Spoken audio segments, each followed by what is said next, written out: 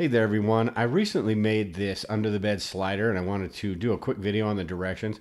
This thing is really cool for as easy it is. It makes everything super easy, super convenient to stick under the bed and then pull it right out. So let me show you how this thing works. What I did was took an 8 foot by 4 foot piece of plywood and then I cut it down to size. Under my bed, the two halves are 3 feet by 5.5 feet. So I needed two pieces to do that because I wanted one on her side, one on my side.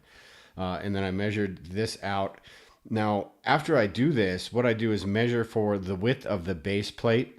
The base plate is the piece of metal that's on the bottom of the saw. The cutting blade is about 3/4 of an inch inside, so you need to measure where this is right here. And then mark the straight line all the way across the board, use that measurement.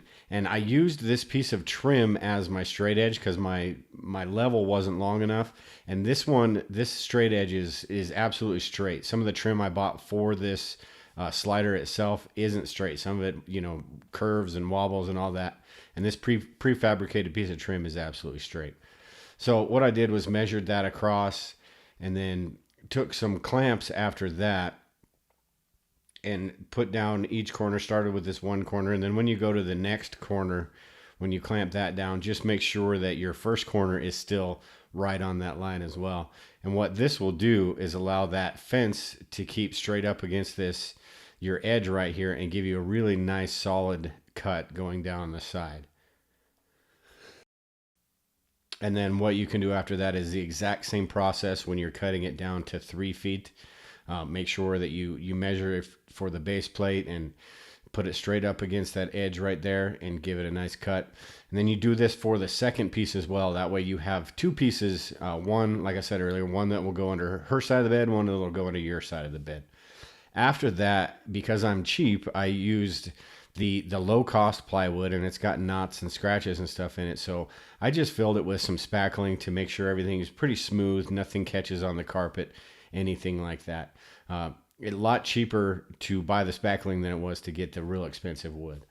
And then after that, I put the trim on, and I just cut the trim down to size. You just measure the width and the height and all that and put it on there. I used a nail gun for this, but you could use just regular finishing nails. That is a little bit more challenging though, trying to get everything in the right spot, either hammering upside down or, it's just a lot easier with a nail gun.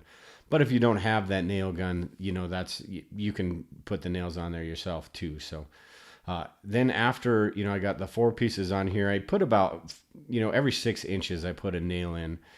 And then I flipped the thing over because I wanted to add some screws, some finishing screws in there. And what I did was took a 1/16 inch drill bit, drilled 4 holes on the long side and 3 holes on the other side.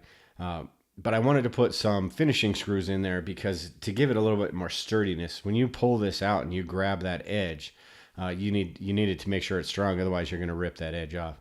So basically, I just drilled holes to get rid of the excess material so it didn't split, and then took a couple screws and just filled those in to make sure it was nice and sturdy.